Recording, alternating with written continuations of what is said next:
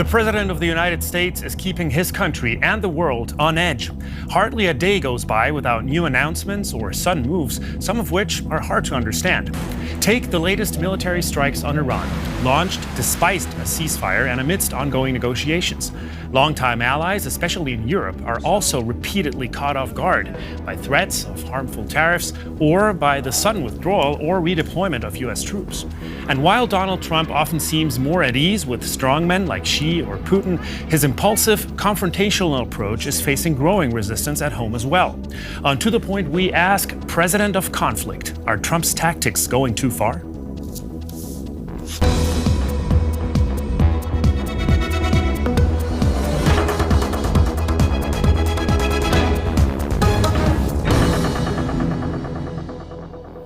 Welcome to this week's To The Point. I'm Javier Arguedas. It's good to have you with us. Let's meet today's guests. Rachel Tausendfreund is a senior research fellow specializing in transatlantic relations at the German Council on Foreign Relations. Maida Ruge is a senior policy fellow at the European Council on Foreign Relations, specializing in U.S. foreign policy and U.S.-EU relations. And Josef Bramel is one of Europe's leading experts on the United States. He serves as the European director of the Trilateral Commission think tank. To all of you, welcome. Thank you for being with us today. Maida, I'd like to start with you, as we are all hooked on Truth Social to see what Donald Trump is planning to do. How much of his administration is actually determined by him and his personality? A lot of it. Short answer. A slightly longer answer is that what you have had as traditional process for foreign policy making, characterizing most administrations, the so-called intra-agency process, has been severely handicapped, if not entirely abolished. So you have a president in the middle that has a certain, number of established views on foreign policy, whether that's on trade, seeing European allies as free riders who have sort of looped in those commercial agreements and are free riding on security, whether it's the preference for strong men like Xi and Putin over liberal democratic leaders, whether it's animosity towards conflict with China and real eagerness for reset with Russia. All of these views are there combined with his strong desire to demonstrate foreign policy victories. And then around him, instead of a very orderly, established inter-agency process, you have a competition of different factions in Trump's inner circle who are pushing different foreign policy agendas. So you basically have, on one hand, the so-called restrainers and prioritizers who are gathered around the Vice President Vance and in Pentagon, who would like to see reduced U.S. presence in Europe and who would have liked to see no further entanglements in the Middle East, against different factions that we have called primacist at ECFR, exemplified by Secretary of State and Acting National Security Advisor Marco Rubio, who are pushing for more hawkish and interventionist position and policy. And so all of these factions are battling around the president to define a win on foreign policy and influence his course of action. We're going to have a look at what those wins could have been or could be in the future. Rachel, when you hear that, conflicting visions that actually influence the president, do you see a strategy behind his decisions? Yes and no. I mean, he thinks he has a strategy, which is, and I think it's been it's so often repeated that it's quite clear. He thinks if you make big threats and then you sort of scare the other person into giving you some kind of win. Doesn't seem that it's very successful, especially not with Iran, and also we've seen other cases. So I think there's a strategy there. I think you see a bit of in the Iran case, a very worrying strategy that seems to be about playing the markets and calming the markets, like always making these tactical announcements of, peace is near, at times where he wants to calm the market. So on that level, sure, there's some kind of strategy. But a kind of overarching strategy, there's an overarching vision, which is win, give up some responsibility, but keep dominance. And there's a palette of lack of success, be it China, currently with Iran, also with his tariff policy that's gone back and forth, and now is challenged also by the Supreme Court. So yes, there's something like a strategy, but it's certainly not a coherent vision with really thoughtfully designed tactics. It's certainly not what we are used to. Josef, when you also hear this, definitely what is a fact is that this administration has been more confrontational, even more than the first Trump administration. Why do you think that is? And do you think it serves that purpose of winning, if that's the strategy?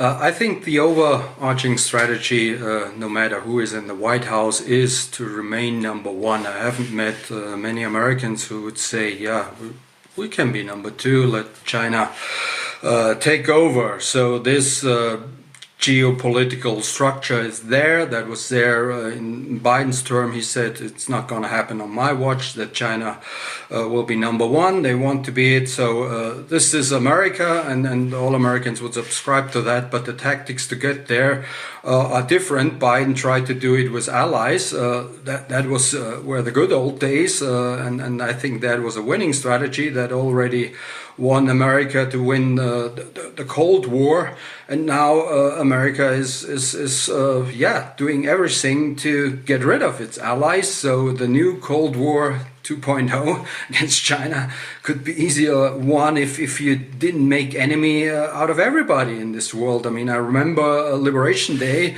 early April last year. I mean, everybody was attacked except for Russia, and even islands where only penguins live were threatened with tariffs. So that's not what helps this overarching strategy. That's Trump. That's only Trump, and they all suck up to him.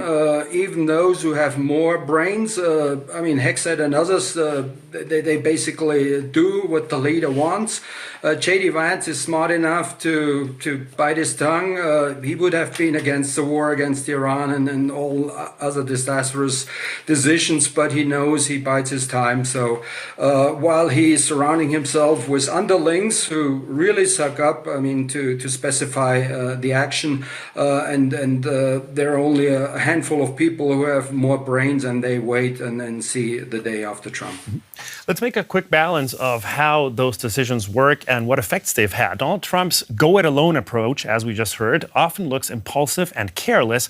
But the real question is, has it been more effective than the strategies of his predecessors? The current U.S. administration certainly claims major achievements, especially in foreign policy.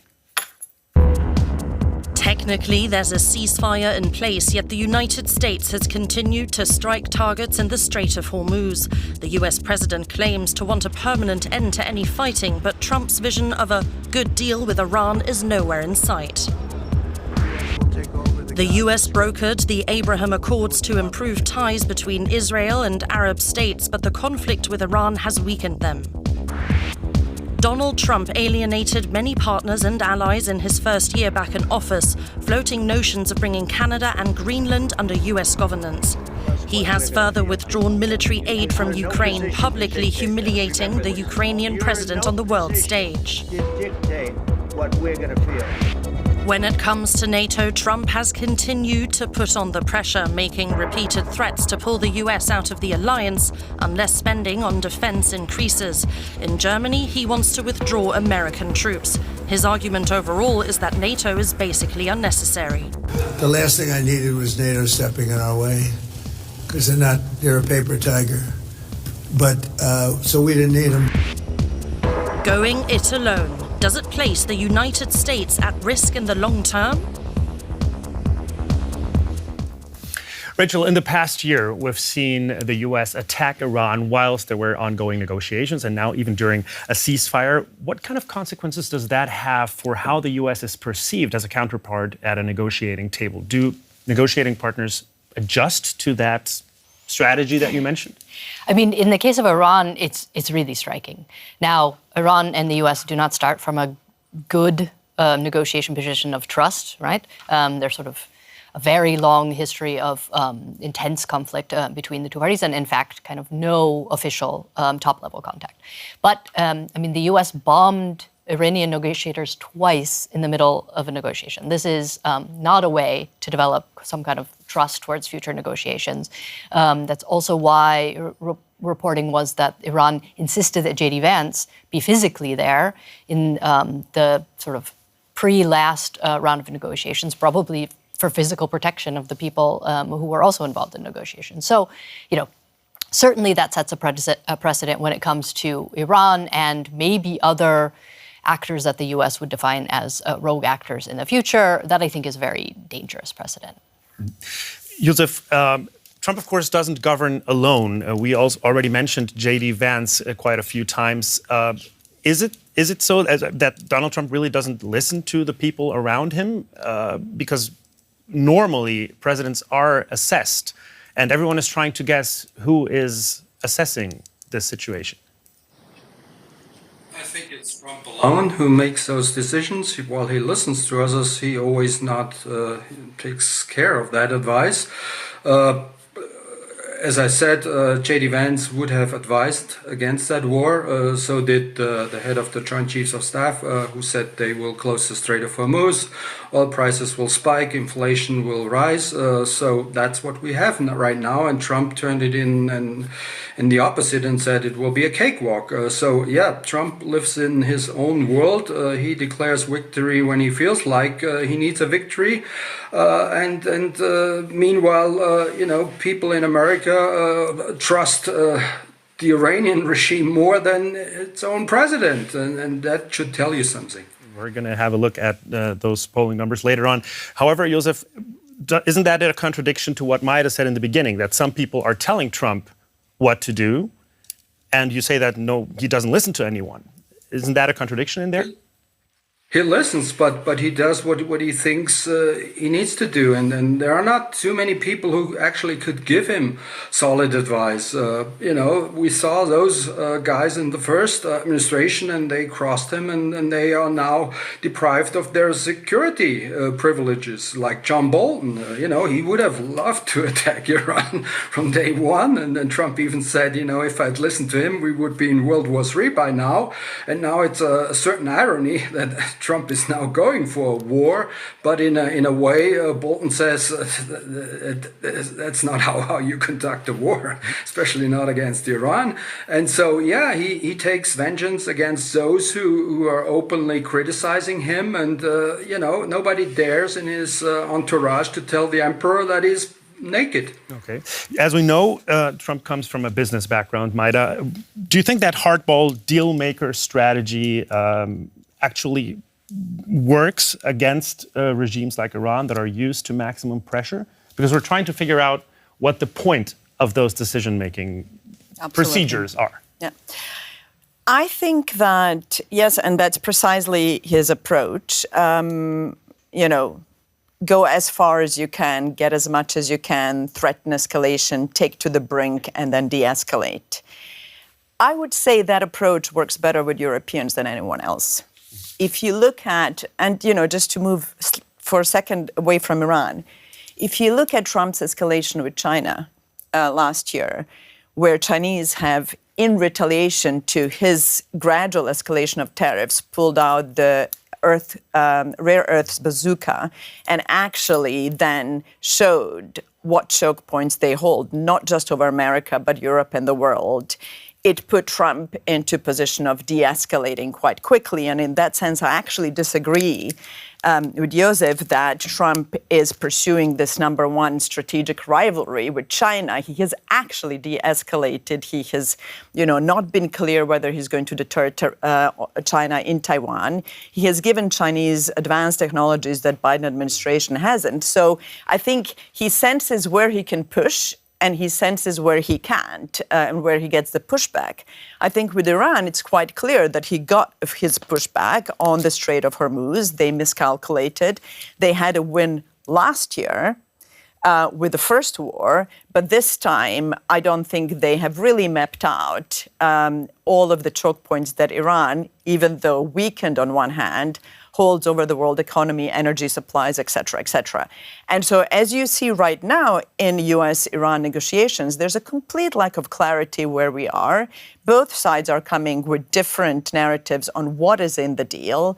And Trump is trying his usual tactics of taking it to the brink, but I'm not sure it's working. It has definitely so far worked on Europe because Europeans are still so attached to the transatlantic relationship.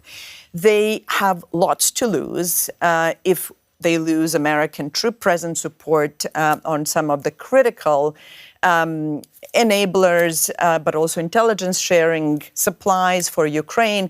And so Europe is in a position of really not wanting to provoke Trump on any of the issues because they so fear the withdrawal of security guarantees for Ukraine.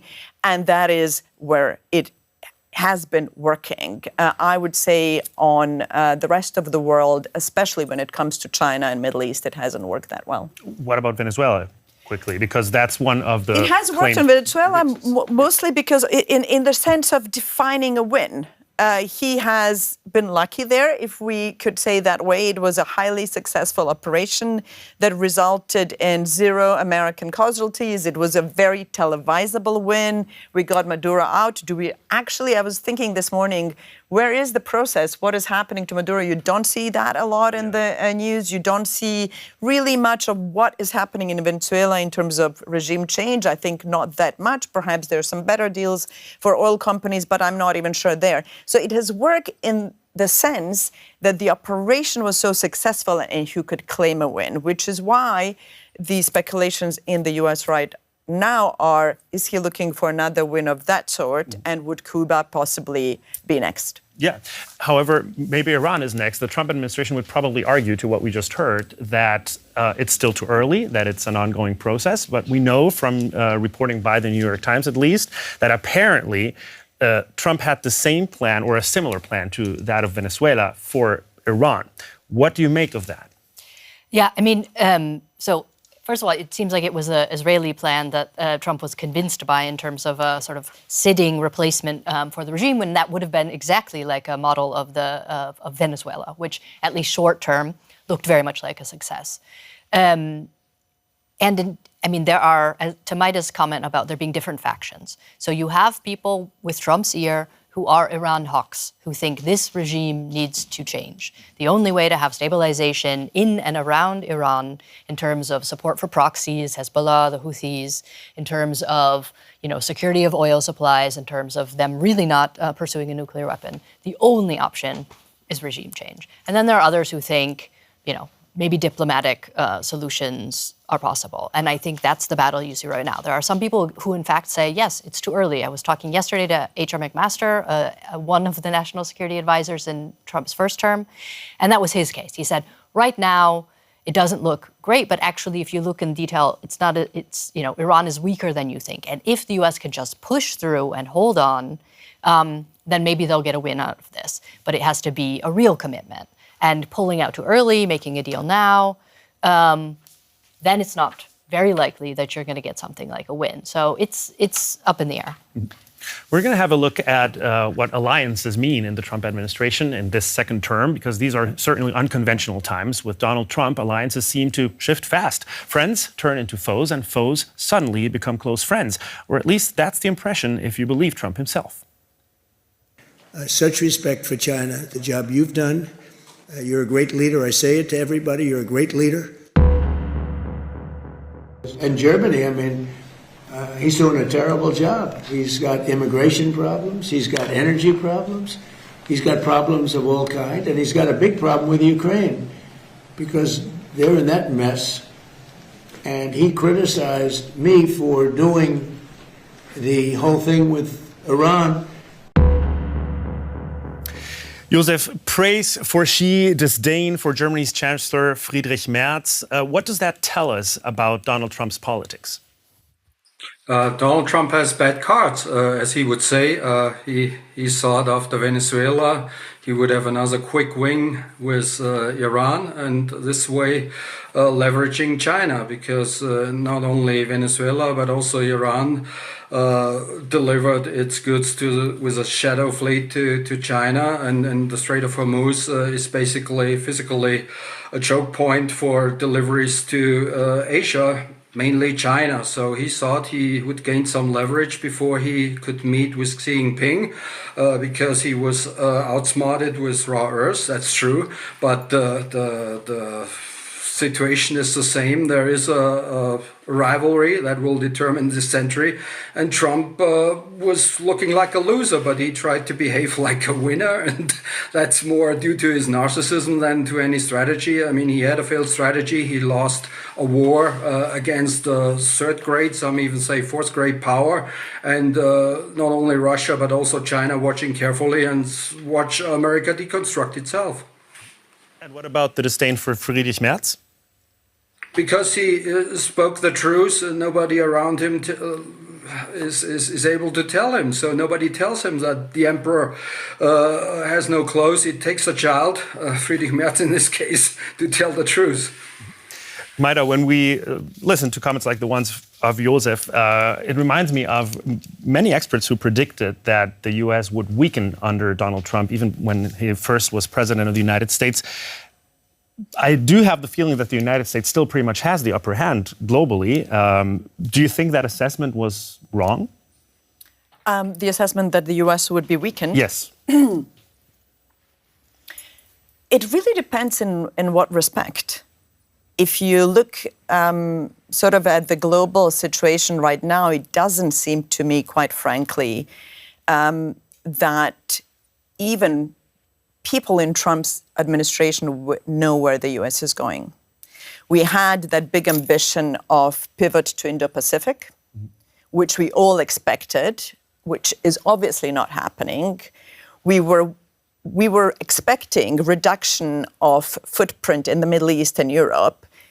We now have escalation in the Middle East with the global energy crisis affecting the U.S. If I might remind everyone, the war in Iran has turned into a huge affordability crisis in the U.S., with gas prices spiking 53% up compared to the beginning of the war, with inflation going up to 3.8%, with stockpile depletion in the U.S. military so significant that they are not able to replenish quickly enough the air defense and the interceptors needed for all different theaters. So if you sort of look at it both in terms of strategy, policy, relationships, standing, and capabilities, I do not see a stronger America. In fact, and since we're here in Berlin and in Europe, from point of view of Europeans, what you see is the America that is not only less reliable in terms of willingness to actually come to our defense, and we've just had Alex Vélez-Green, one of the policy planners in Pentagon, come to Brussels last week to communicate to NATO all of the capabilities that Americans are not going to be able to provide in the case of Article 5 crisis to Europe. So we have lack of willingness on one hand and eagerness to reduce the footprint, but we also have lack of capabilities because of the stockpile depletion, because of the budget cuts in Pentagon, because of the costs of Iran war, which, are climbing by minute. And we also have to take a look at what this means domestically, Rachel. We know that Donald Trump's polling is at all-time lows at this point. Apart from the inflation, is there another specific reason that you think is There are a few reasons. I mean, one is this Iran war. I mean, Trump was, his argument was, I'm the guy who's going to keep you out of wars. I didn't start any wars. No wars were started. This was his argument during my first administration. I'm the guy. People are too scared of me to start a war that will involve us, and I'm not going to get us into any dumb wars.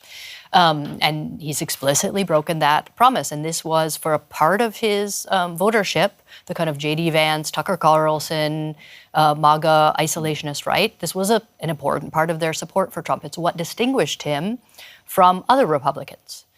And so that's a big reason. Also, the migration policies. So yes, people elected him because they wanted a tight border, because they wanted tighter migration controls. But what they didn't want is any sort of kindergarten teacher or nurse or person walking on the street who looks like a Latino to be pulled into a car by some guys who got like a week of training.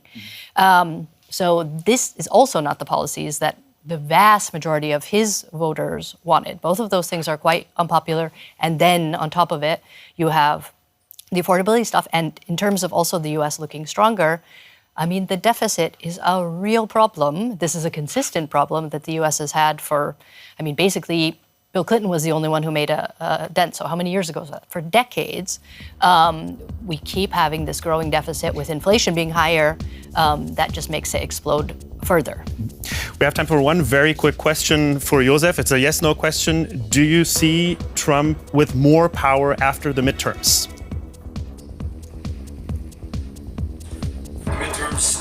Don't change the equation regarding foreign policy, and that's important for Europe. We should give up the transatlantic illusion that America will protect us. Okay. It's the opposite. America is threatening us. That's what we have to care for. That's the word of Josef Ramel. Thank you for watching. Until next time, take care. All, thank you. Goodbye. Thanks, Ron.